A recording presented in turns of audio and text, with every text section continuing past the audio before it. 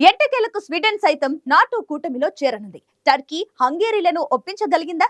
మరీ ముఖ్యంగా హంగేరీతో రక్షణ సంబంధిత డీల్ ఎందుకు కీలకంగా మారిందన్నదే ఇప్పుడు చర్చనీయాంశంగా మారింది. ఈ డీల్ స్వీడన్ కు ఏ విధంగా ఉపయోగపడుతుందన్నది చర్చనీయాంశం అవుతుంది.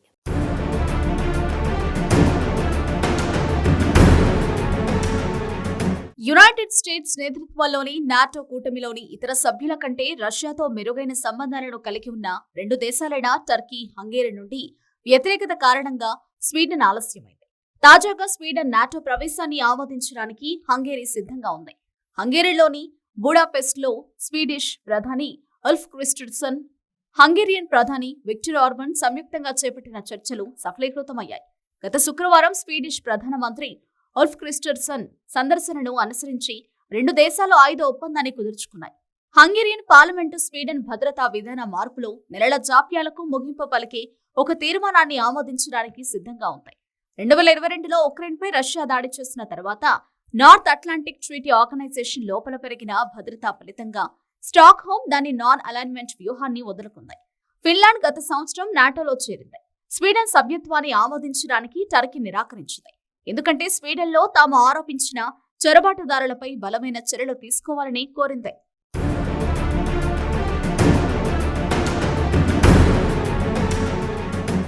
టర్కీని శాంతింపచేయడానికి స్వీడన్ దాని చట్టపరమైన ఫ్రేమ్వర్క్ ను మార్చింది.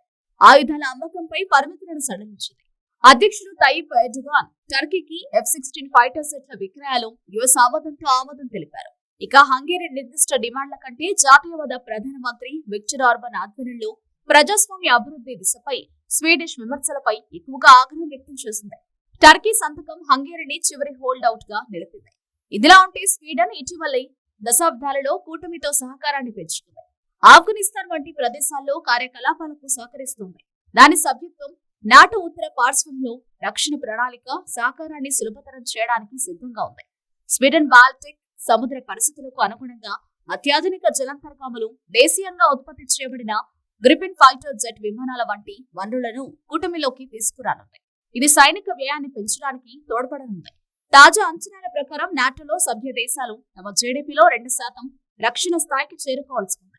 ఈ నేపథ్యంలో హంగేరీ, స్వీడన్ దేశాలు ఆయుధ ఒప్పందంపై సంతకాలు చేశాయి.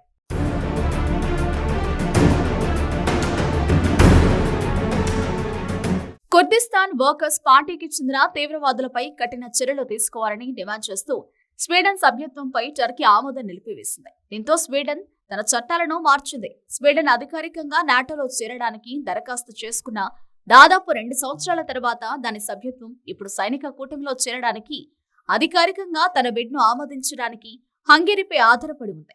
ఈ నేపథ్యంలో స్వీడిష్ నిర్మిత సైనిక పరికరాలను హంగేరీ కొనుగోలు చేయడానికి రెండు దేశాలు ఒక ఒప్పందాన్ని కుదుర్చుకున్నాయి. దీంతో స్వీడన్ నాటో బిడ్ను ఆమోదించడంలో హంగేరీ జాప్యం చేయడం కొంతవరకు స్టాక్హోమ్ పై కొన్ని రకాల అవసరమైన పరికరాల కొనుగోలు ఒప్పందాలను తీసుకురావడానికి ఒత్తిడి తెచ్చింది.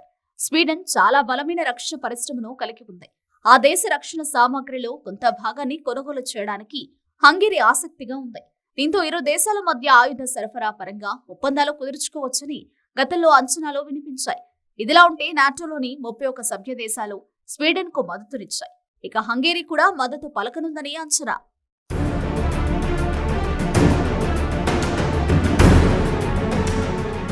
మరోవైపు స్వీడన్ ను నాటోలోకి తీసుకురావడానికి తన ప్రభుత్వం అనుకూలంగా ఉందని ఆర్బన్ చెప్పారు. స్వీడన్ కు ఆమోదం కోసం ఆర్బన్ ప్రభుత్వం నుండి నిర్దిష్ట డిమాండ్లు వచ్చాయి. స్వీడిష్ లో నిర్మించిన గ్రిపెన్ యుద్ధ విమానాలతో పాటు ఇతర పరికరాలను కొనుగోలు చేసేందుకు హంగేరీ ఆసక్తి కనబరిచింది. అయితే హంగేరీ ప్రస్తుతం స్టాక్హోమ్ నుండి 14 జాస్ 39 గ్రిపెన్ జెట్లను లీజుకు తీసుకుంది.